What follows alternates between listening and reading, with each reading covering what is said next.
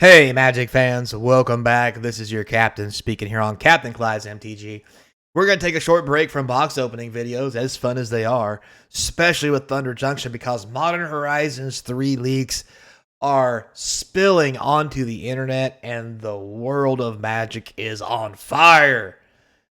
Well, that's really nothing new, but, you know, hey, let's take a look at these new cards and how ridiculously powerful they are. So, don't forget, comment, like, subscribe, hit that notification bell. Excuse me, got a little allergies kicking up on me. Subscription's free. We get to 1,000 members, we're going to start doing giveaways, so stay tuned. Here we go.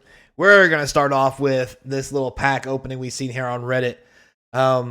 It looks like from the other pictures, which I didn't put in the video, someone got a hold of some commander boxes. And some packs that were obviously in the commander boxes, I think. So, yeah, and along with other things posted throughout the world, we've got it pulled together for you. But as you can see here, we have a reprint of a medallion. It's going to be interesting to see how many medallions we get in the set. Excuse me. You can see here, this is the Modern Horizons symbol, so Emerald Medallion is in the set. However, I believe these are commander reprints. So, moving forward, we have this card, obviously, from the set. It's a mythic. We have the Nether Go, 1 black, star, and 1+ star. Its power is equal to the number of card types among cards in your graveyard, and its toughness is equal to the cards +1. So,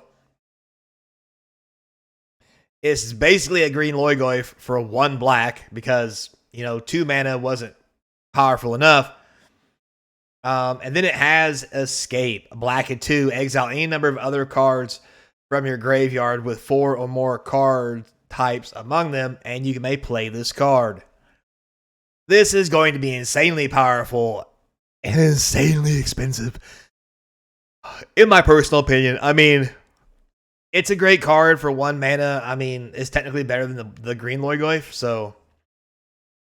And from what we're going to see in the set, it's looking like Eldrazi and Loigoifs abound to all kinds of silliness. So, next we have a piss-poor picture of a Sapphire Medallion. But as you can see, I put it in here because the symbol is on there. So we may have a medallion reprint in Modern Horizons 2, which would be pretty sweet. So yeah, keep your heads up for that. Moving on, next we have the new card everybody wants to talk about. It's Necro Dominance, which is basically Necropotence, but fixed. We'll see. 3 black, skip your draw step enchantment. Beginning of your end step, you may pay any amount of life. If you do draw that many cards, your max hand size is reduced to 5, and if a card or token will be put into your graveyard from anywhere, you exile it instead. It is basically Necropotence, except your max hand size is 5. The good thing about this that it prevents you from doing is having 7 cards. But let's be fair, if you can drop to 5 every turn, I don't think it's going to make a difference. I know that's kind of how they wanted to fix it, but I just don't think it's good enough. As far as fixing it, it's still going to be Necropotence. It's still going to be busted. So, yeah, there you go. Next on the agenda, we have Razorfield Ripper. So this is an equipment Rhino. White and 2. There's not a picture of the power and toughness. You can see the symbol here. This is the commander symbol for Modern Horizons. So whenever the Ripper or equipped creature attacks, you get energy, an energy counter. Then it gets +X in a turn, where X is the amount of energy you have. Reconfigure, pay 2 colorless or 3 energy. So, interesting. There's apparently going to be an energy deck. We'll see more of that as we move on. So, stay tuned. Can't really let you guys know if this is good or not until I see the power and toughness on it. But the fact that it can equip, it probably means it's good enough. Next, we have a beautiful picture of a Pearl Ear Imperial Advisor. Fox Advisor, 2 white and 1 for a 3/4 lifelink. Enchantment spells you cast have affinity for auras. Whenever you cast an aura spell that targets a modified permanent you control, you get to draw a card. Modified permanents are things that have equipment, auras you control, and counters are modifications. So if you put a +1/+1 counter, a flying counter, or anything like that, you put an aura on it, your aura, not your opponent's, or you attach equipment to it, you may draw a card every time that you cast an aura spell that targets it. So we already have cards very similar to Listed Commander. This is going to be another hot one. Luckily, this one is 3 mana. It's a little slower by 1 turn. But, hey, you know, whatever. So, this one already has a home, and I think people are going to want it. Moving on, next we have a piss-poor picture of a Null Drifter. Yes, I said Null Drifter. That's what it's called, because it's basically a Mull Drifter. But anyway, 7 colorless for a 4/4 creature. It says when you cast this spell, draw 2 cards. Has flying and Annihilator 1. Ooh.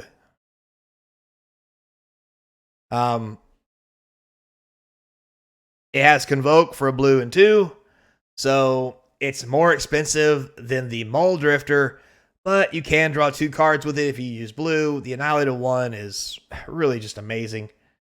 And as you know, there's tons of ways to shenanigans this into the battlefield. So you get the Annihilator 1. But probably not so much will be used because you have to cast it to draw 2 cards. But still, this thing seems sweet. Next we have Thief of Existence. So this is an interesting one. Green, a colorless, and a 1 for a 3/4 devoid creature. So it's colorless. It's 3/4 for 3, which is decent. When you cast this spell, exile up to 1 target non-creature, non-land permanent opponent controls, and a value 4 or less. If you do, Thief of Existence gains when this creature leaves the battlefield, target opponent draws a card. So, weird and cool thing about this, the opponent does not get back the cards you exile. However, they will get to draw a card. Very much like not Thought Vessel, dang it. The 4 mana 4/4 that does the same thing, but you take a card out of your opponent's hand. I'm having a brain fart. It's a popular card. Anyway, point being, this is a good card, and just the fact they can get rid of almost anything but a creature is pretty wild as an Eldrazi card. So, yeah, this is going to be good. Will it see play? Well, 3 mana is a lot. We'll have to wait and see. Next, we have Harbinger of the Seas. So I'm really happy with this card. So 2 blue and 1 for a 2/2 Merfolk Wizard, non-basic lands or islands. So here's the things that are cool about this. First off, this is a Magus of the Moon, except instead of everything being mountains, they're islands. Now, I want you to think about that and think about playing Merfolk. This is a Merfolk. All your Merfolk get Island Walk. Now your opponent can't, not only can they not cast things, but now they can't block things either. This is probably better than Blood Moon in a lot of ways, except for the fact it's got a pair of legs attached to it and means it can be killed. However, if your opponent's playing all non-basic lands, they ain't going to be killing this anytime soon because all their kill spells are not going to be castable. I think this as a rare is probably stretching it. I think this probably should have been a mythic, especially with the popularity of Blood Moon and how well it can stop combo decks. And also, this gives blue a way to stop combo decks that don't have red in it. So, this is a really sweet card. I like it a lot, and I hope it gets popular because, by God, Merfolk needs to do something. All right, coming up next, we have Flare of Denial. So 2 blue and 1 instant counter target spell. Nothing big about that. But you may sacrifice a non-token blue creature rather than pay the spell's mana cost. Now, normally people are like, oh, that's so busted. Free cast counter spell. And it's true to a degree. But I'm going to be honest with you. If you're playing blue and blue creatures, the last thing you're playing is counter spells to some degree. Because that's just not how that rolls. And in modern and older formats, not so much. This will probably be more of a commander card I'm going to guess around $5. I don't think it's going to be as popular as people think it is. But it can be cool. And hey, it's blue, merfolk people. Moving on. Next we have the Echoes of Eternity, a 3 colorless and 3 colorless. 3 waste mana. There, we do it that way. And 3 colorless, so 6. It's an Eldrazi enchantment. Notice the word Kindred's in here now. That's an extra creature type. Or card type, sorry. If triggered ability of a colorless spell you control or another colorless permanent you control triggers, that ability triggers additional time. Whenever you cast a colorless spell, copy it. You may choose new targets for the copy. This is going to be huge in Eldrazi decks, especially for Commander. Holy cow. Might not be that bad for draft or whatever. This picture is just disturbing as all hell. So that's a sweet card. Then we have the Volatile Storm Drake. So blue and 1 for a 3/2 flying hexproof from activated and triggered abilities. When it enters the battlefield, exchange control of the Volatile Storm Drake and target creature and opponent controls. If you do, you get 4 energy, then sacrifice that creature unless you pay an amount of energy equal to its mana value. So this is basically the Drake, the old Drake for 1 blue that you could swap for somebody else's stuff. Really cool. This is going to be a popular card, and it's going to be sweet. Plus, again, energy's making a comeback, so I expect to be an energy deck in Commander. And in an energy deck, this can be devastating by giving someone a 3/2 flyer and taking their God knows what giant, massive Eldrazi. I don't know. Moving on. Next, we have Shilgagar, Sire of Famine.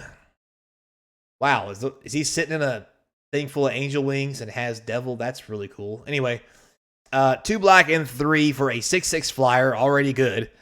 Sacrifice another creature. Create a blood token. If you sacrificed an angel this way, create a number of blood tokens equal to its toughness. For a black or white, split mana 3 times. So either 3 black, 3 white, or any combination thereof. Sacrifice 6 blood tokens. Return each creature card from your graveyard to the battlefield with a finality counter on it.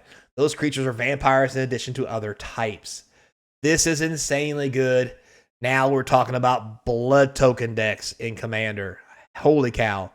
Also, if someone tries to kill your angels in your angel deck, you can have one of these and just start sacking angels to this bad mamma jamma, and then just bring them all back. So, yeah, that's a thing. Moving on, next we have a very piss-poor picture of some kind of Loigoif. It's got a green and 2. It is power and toughness equal to the number of blank card types in all graveyards. It's a Loigoif from Commander, see the symbol.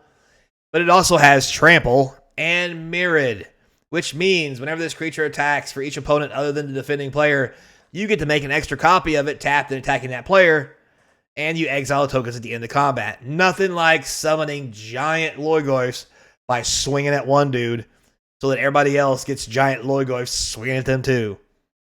This is an absurdly good card for Commander and is going to see some play. Damn.